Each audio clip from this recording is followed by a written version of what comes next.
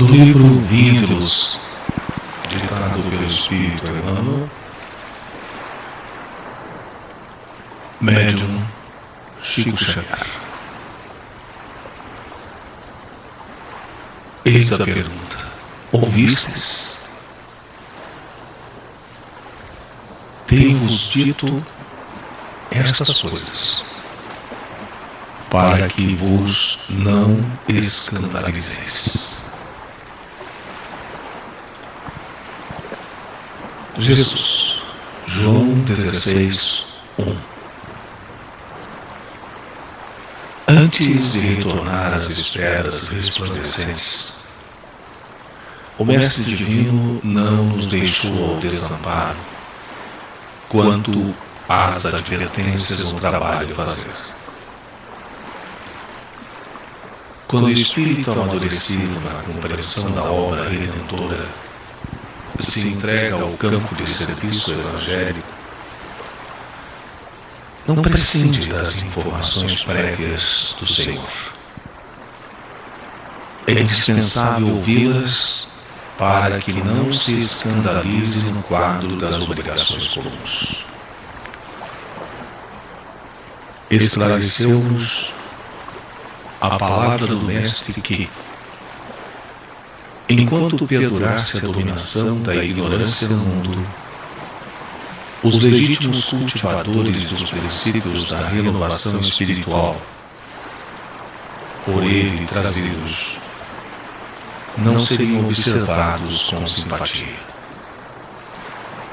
Seriam perseguidos sem tréguas pelas forças da sombra. Compareceriam a tribunais condenatórios para se inteirarem das falsas acusações dos que se encontram ainda incapacitados de maior entendimento. Suportariam remoques de familiares, estranhos à iluminação interior. Sofreriam a expulsão dos templos organizados pela pragmática das seitas literalistas. Escutariam libelos gratuitos das inteligências voltadas ao escárnio das verdades divinas. Viveriam ao modo de ovelhas pacíficas entre lobos famulentos. Sustentariam guerra incessante contra o mal. Cairiam em ciladas torpes. Contemplariam o crescimento do joio ao lado do trigo. Identificariam o progresso efêmero dos ímpios. Carregariam consigo as marcas da cruz. Experimentariam a incompreensão de muitos. Sentiriam solidão nas horas graves. Veriam de perto a calúnia, a pedrada, a ingratidão. O Mestre Divino, pois, não deixou os companheiros e continuadores desavisados. Não oferecia a nenhum aprendiz na terra a coroa de rosas sem espinhos. Prometeu-lhes luta edificante, trabalho educativo, situações retificadoras, ensejos de iluminação, através da grandeza do sacrifício que produz elevação e do espírito de serviço que estabelece luz e paz. É importante, desse modo, para quantos amadureceram os raciocínios na luta terrestre, a viva recordação das advertências do Cristo no setor da edificação evangélica, para que se não escandalizem os testemunhos difíceis do plano individual.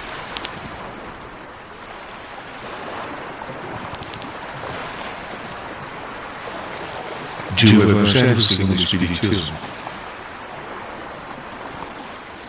uma obra da codificação da doutrina espírita, codificada por Allan Kardec.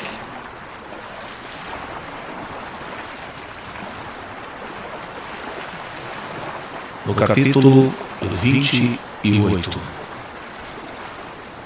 Preces pessoais, aos anjos guardiães e aos espíritos protetores. Item 12, prece. Espíritos sábios e benevolentes, mensageiros de Deus, cuja missão é assistir os homens e conduzi-los no caminho do bem. Sustentai-me nas provas desta vida. Dai-me a força de suportá-las sem lamentações. Desviai de mim os maus pensamentos e fazei que eu não dê acesso a nenhum dos maus espíritos que tentarem induzir-me ao mal. Esclarecei a minha consciência quanto às minhas faltas e levantai dos meus olhos o véu do orgulho que poderia impedir-me de percebê-las e confessá-las a mim mesmo. Sobretudo vós, meu anjo guardião, que velais mais particularmente por mim, e todos vós, espíritos protetores que vos interessais por mim, fazei que eu me torne digno de vossa benevolência.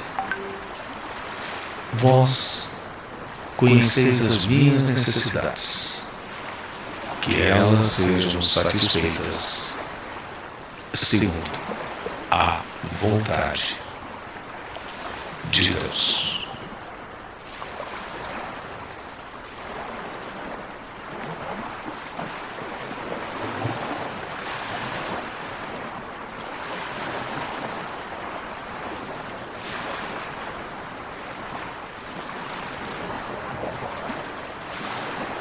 Um simples gesto, um encontro. A médica fora convidada a acompanhar uma amiga para um almoço em homenagem ao Dalai Lama, descrito como um homem iluminado.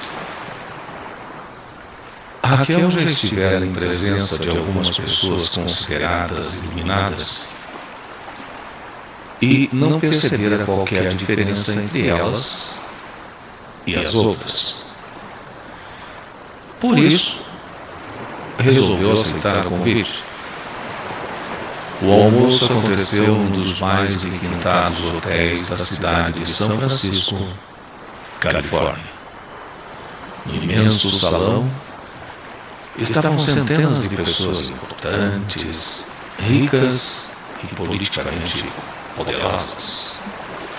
Homens em ternos de milhares de dólares e mulheres em vestidos deslumbrantes, de etiquetas famosas. O barulho era intenso. Raquel teve a impressão de que todos conversavam olhando ao redor para ver se descobriam alguém mais importante com quem passar o tempo. Ela e a amiga foram se sentindo pouco à vontade, inibidas e desconfortáveis. Devagarinho, foram se dirigindo para a saída. Nesse momento, o Dalai Lama adentrou o recinto, cumprimentando os presentes. Formou-se uma extensa fila. Por estarem quase à porta, ficaram bem à frente. A amiga de Raquel levara, em uma sacola, 3 fotografias montadas com pesada moldura. eram de pacientes portadores de câncer, com os quais trabalhava uma nova e inspirada abordagem que desenvolvera. Desejava mostrá-las e fazer uma simples pergunta ao ilustre homenageado. A sacola tinha umas alças de corda e, enquanto ela lutava para tirar os pesados quadros de dentro dela, chegou em frente ao Dalai Lama. Afinal, conseguiu arrancá-las da sacola, que caiu no chão. Ela conversou com ele sobre o trabalho, olharam juntos as fotografias, a conversa foi calma, como se estivessem sozinhos no salão. Quando estavam terminando, o Dalai Lama sorriu, abaixou-se e recolheu do chão a sacola caída. Da maneira mais natural possível, ele a abriu e a segurou, a fim de facilitar que sua interlocutora colocasse os quadros de volta. Raquel, logo atrás, tudo observou. Esse gesto espontâneo e simples lhe pareceu poderoso. Nenhum outro homem, mesmo próximo, pensara em tal atitude. Mas não era o gesto em si o mais importante. O que ela percebera é como ele fora ao encontro da sua amiga, como interagira com ela. A questão não era colocar as 3 enormes fotografias dentro de uma sacola. Não era um problema dele ou dela. Não era um problema em verdade. Era uma oportunidade de encontro. E o homem sábio não a deixou escapar.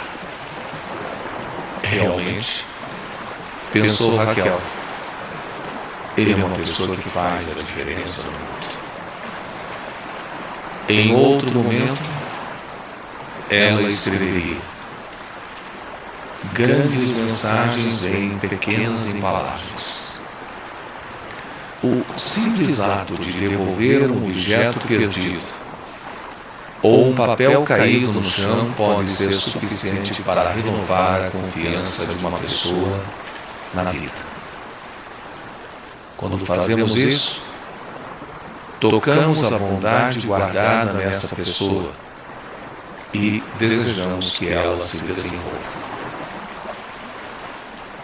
Sei agora que os atos de servir são pequenos, silenciosos e estão em toda parte.